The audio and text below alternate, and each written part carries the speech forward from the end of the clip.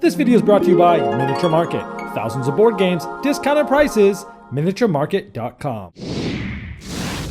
Hello my friends, it's the Game Boy Geek here, and today we're going to be masterminds back in the Victorian era, where we're going to be trying to send out our agents to different areas around the world and doing different nefarious things for us. We're going to be trying to capture different world landmarks like the Eiffel Tower, and in the end we're trying to build our own vehicle, and all of us have different ones. Today we're going to take a sort of a sneak peek at Victorian Masterminds. This is coming out from CMON later this year, and it's designed by Eric Lang and Antoine Bauza. So I got to play it once, I'd say actually half. I played a half a game at the CMON press party at Gen Con, and I just want to give you a very high level review of how the game works, and then my initial impressions after playing a half a game.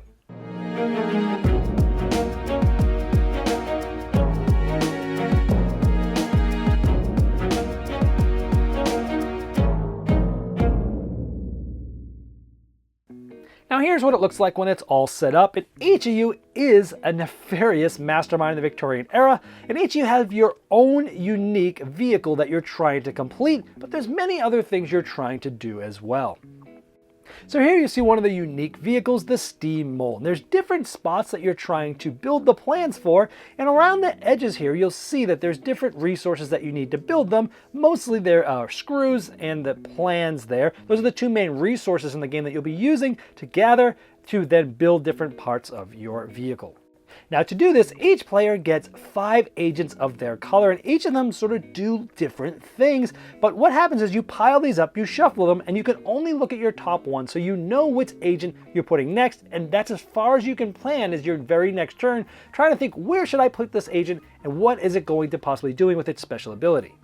Now here's sort of a side view of the different places that you can place the agents. Each of those is a different place around the world. You can see the Rome Colosseum there right up front, and then the next one over is the Eiffel Tower, and so on and so forth. There's different areas, and you'll see a gear symbol there, and that's where your agent goes face down. But essentially you're programming the actions, because they will stay face down until there's 3 of the different agents there. Could be a bunch of yours, could be other players as well. As soon as there's 3, you flip them upside down, and so that way they actually resolve from whoever was there first. Sometimes you'll be trying to complete an objective there and have certain things done in order to get sometimes points. In this case, you'll get 2 of those mayhem tokens, which are worth points at the end of the game. But your agents do all sorts of different things. Like the one in the middle here is a saboteur, and it will cancel the action of the player that was going to go next when it's resolving. Or the one just up to the right of that, it'll allow you to do twice what you were supposed to do there.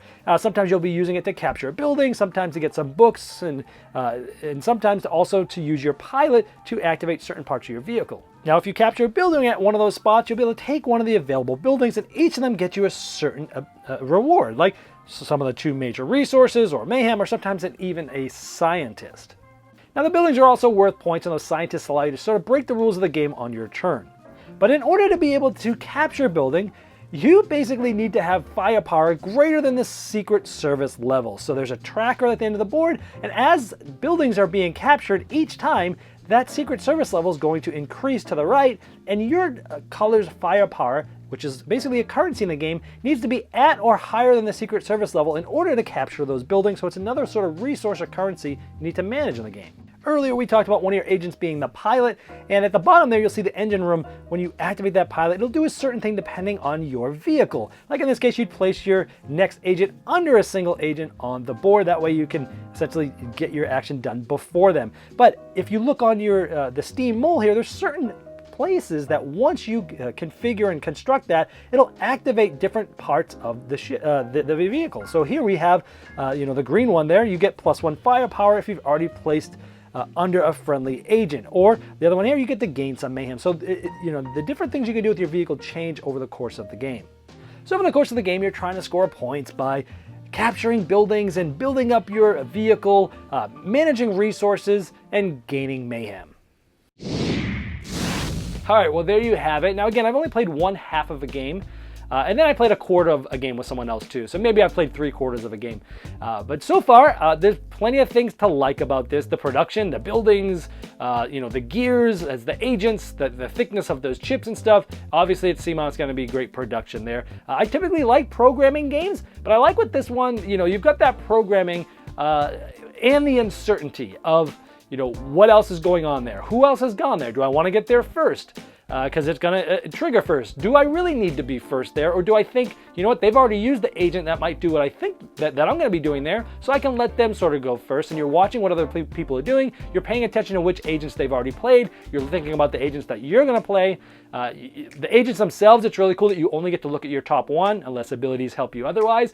So it's a very tactical thing where it's like, what am I going to do right now with this agent, with this ability? What am I trying to do? Many different things to think about, where you're trying to gather resources, or scientists to give you special abilities, or complete objectives, or get the resources to create different parts of your vehicle, which then give you special abilities.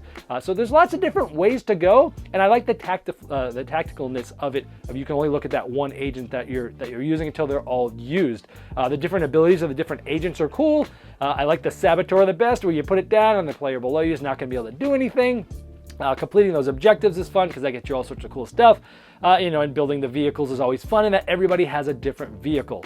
Or you might want to use those scientists for, different abilities that allow you to sort of, break the rules of the game. So essentially, it's sort of a programming game with resource management, sort of a Euro-style game where you're gathering these resources to do this, but maybe you're grabbing some buildings to use a special ability to do this, and then maybe you're triggering some abilities on your own vehicle. So it's a lot of chaining cool different combos together with a tactile feeling of a programming game in it. So overall, I really much enjoyed it so far. It's one that I'm definitely looking forward to later, and hopefully I'll do a full review for you when it comes out. This has been the Game Boy Geek, helping you find and enjoy the next board game you'll love. This video was sponsored by Miniature Market's Review Corner. The Review Corner features podcasts, video, and written game reviews by gamers for gamers. Miniature Market, the online gaming superstore. Thousands of board games, discounted prices. Check them out at miniaturemarket.com.